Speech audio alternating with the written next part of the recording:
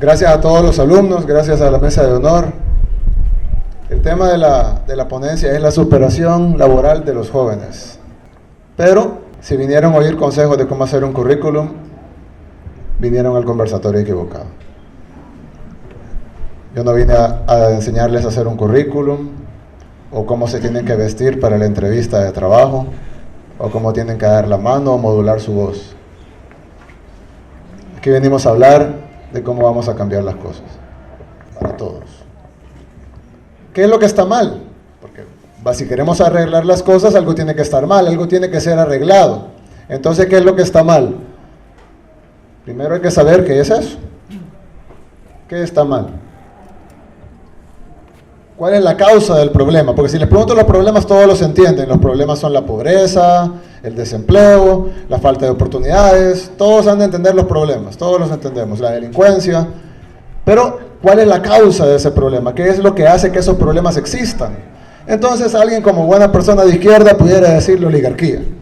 La oligarquía es la culpable, porque ellos vinieron en barcos hace 500 años, se apropiaron de las cosas y esclavizaron a la gente.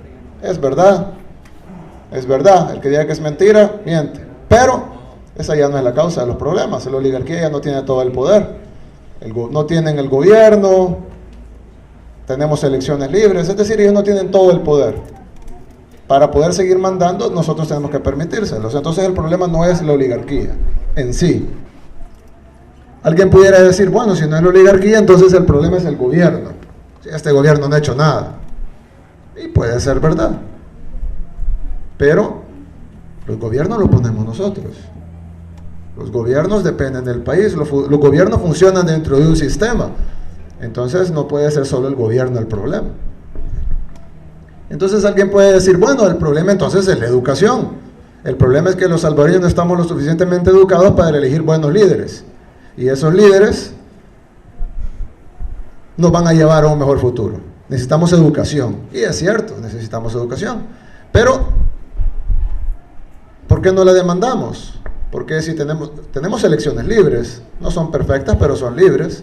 Prueba está en que el 2009 Arena entregó el poder, y prueba está en el que el 2012 el FMLN, que estaba en el poder del Ejecutivo, entregó la mayor cantidad de alcaldías importantes del país. Entonces, tenemos elecciones, nosotros votamos, somos más fuertes que cualquier oligarquía o cualquier gobierno. Entonces, ¿por qué no cambiamos la educación? Entonces sí, la educación es un problema, pero ese no es la causa del problema de nuestro país. Entonces, alguien diría, son los medios de comunicación que nos están adoctrinando toda la vida. Nos dicen qué es lo que tenemos que hacer, nos dicen qué es lo que tenemos que usar, nos dicen qué es lo que tenemos que comer, qué es lo que tenemos que comprar, y es cierto. Pero depende de nosotros, porque nadie nos obliga a encender la televisión, nadie nos obliga a leer uno de esos periódicos. Si lo vamos a ver, nadie nos obliga a que les hagamos caso. Entonces el problema no son los medios de comunicación, debe ser algo más que los medios de comunicación. Entonces, ¿cuál es el problema? ¿Cuál es la causa real del problema? Yo creo que el problema son los paradigmas.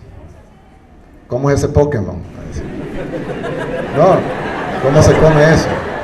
Ustedes que son universitarios ya sabrán que es paradigma. Pero yo el paradigma lo veo como algo un poco distinto. El paradigma es, en la definición que les traigo, es esas cosas que plantan en nuestra cabeza y que las hacen ver como verdades, aunque no son verdades, son todo lo contrario. Hay un paradigma, nos gobierna, ¿sí? Lo que sucede es que antes, y aquí algunas personas que vivieron un poquito antes,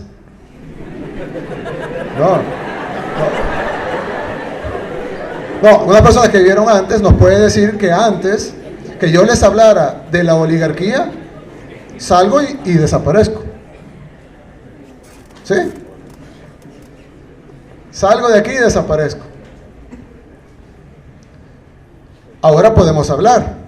Es decir, ya no viene la guardia a traernos y hablamos. Ya no nos borran los votos en las urnas. Entonces, ¿cómo pueden seguir gobernándonos si ya no tienen el poder? Ya no tienen el poder, ya no tienen las armas, ya no tienen todo lo que tenían antes.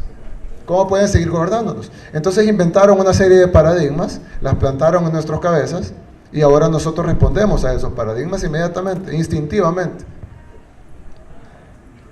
Un paradigma, un ejemplo de paradigma. La política es mala. Bueno, aquí ya lo dijo. Bueno, se fue, pero aquí ya lo dijo. La política es mala.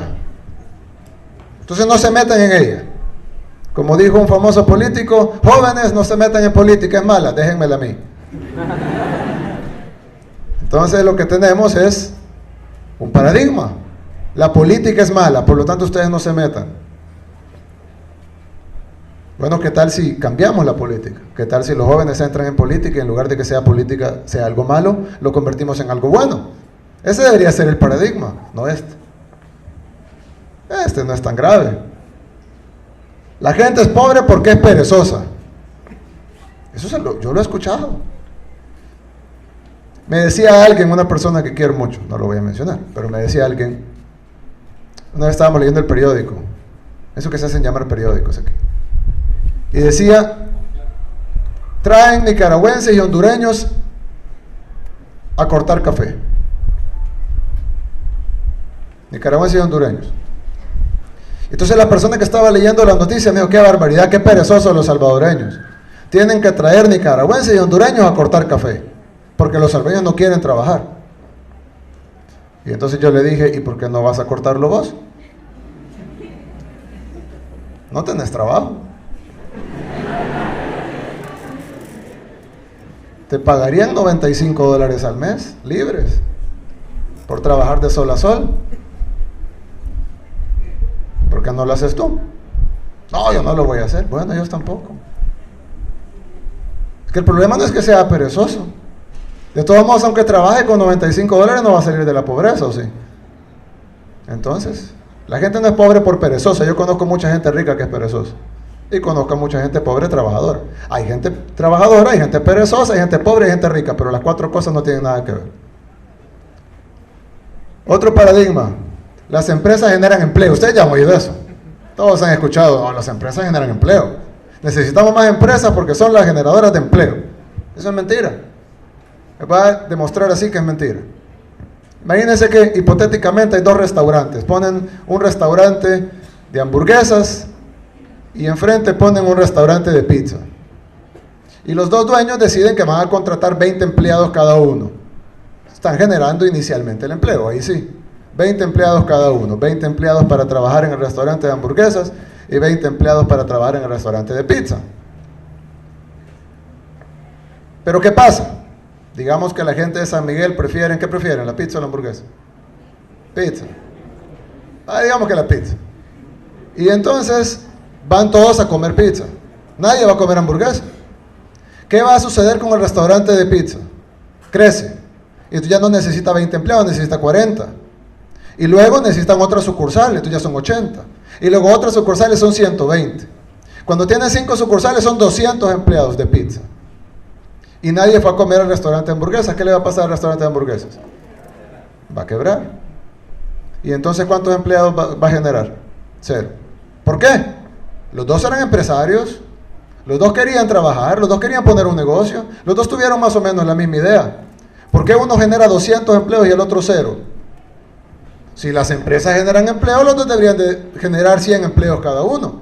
¿Por qué uno genera 200 y el otro 0? Porque el que generó los empleos no fueron ellos, fueron los consumidores. Fueron los que decidieron ir a comer pizza, en lugar de ir a comer hamburguesas. Ahí queda demostrado que los 200 empleos, probablemente los 20 empleos iniciales sí los generó el empresario.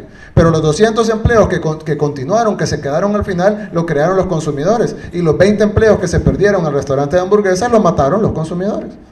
Entonces las empresas no generan empleo, las generan los consumidores. Es bien fácil de explicar.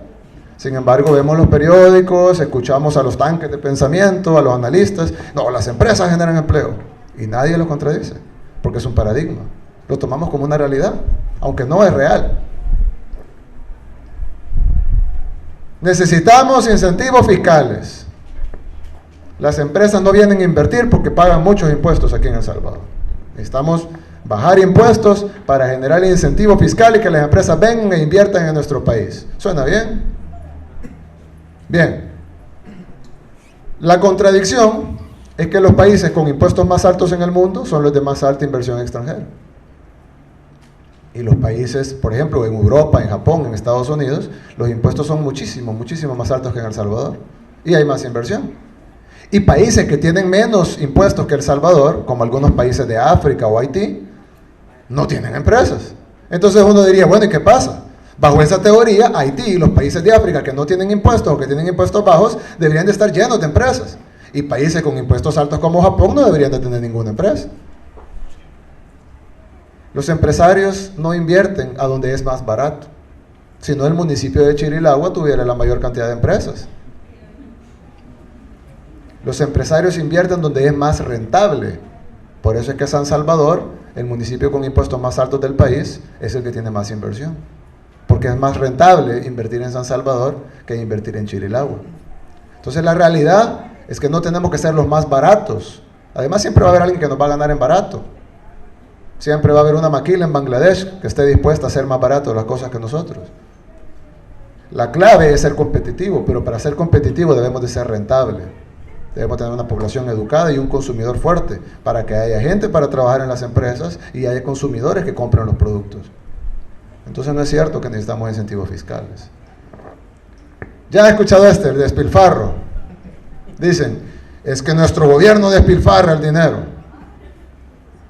Miren, el presupuesto de la Universidad de Harvard, una universidad, es igual al de todo El Salvador. Igualito. Lo que ellos gastan en una universidad, aquí que estamos en la Universidad de El Salvador, lo que Harvard gasta en una universidad incluye todo el gobierno de El Salvador,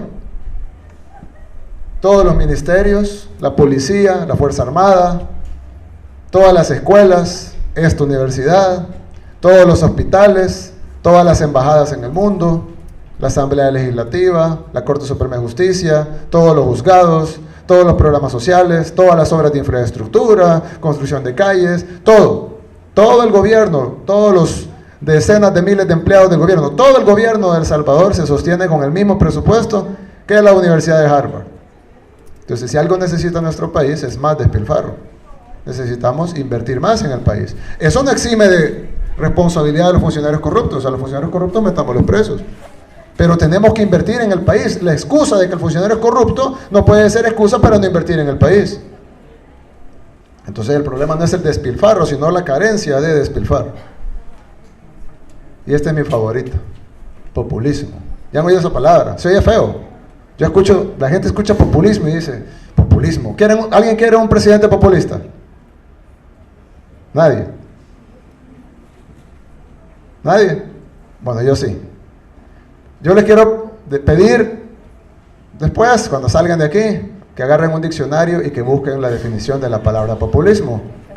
Yo lo agarré en el camino acá, el Arús, pues si quieren la cita textual, y decía: populismo, doctrina política que pretende defender los intereses y aspiraciones del pueblo.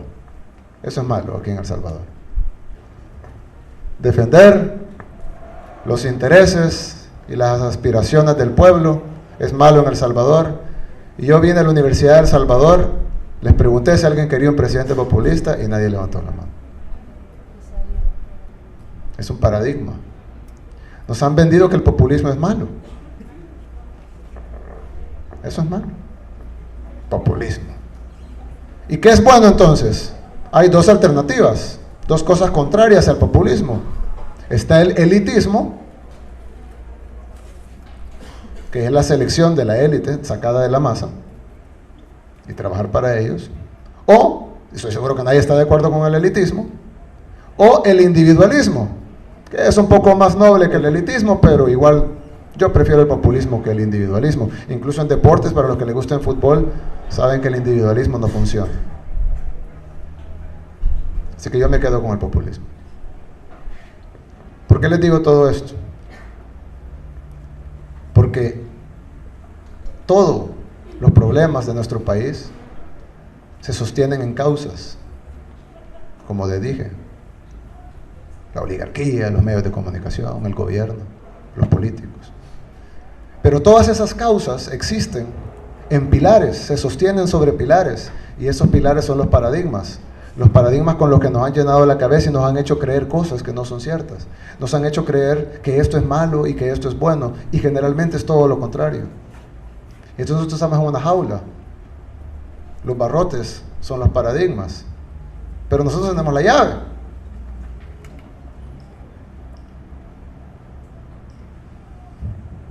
Romper los paradigmas. Eso es todo lo que tenemos que hacer. Quitémonos los paradigmas de la cabeza. Cada vez que escuchemos algo, un tanque de pensamiento, o de repente un analista político, o alguien que escribe cartas en el periódico, cada vez que escuchemos esto, si quieren perder su tiempo y leerlo, léanlo, pero analícenlo, escríbanlo con la realidad, agarren un diccionario y vean si lo que les están diciendo es verdad, y tomen las decisiones de acuerdo a eso.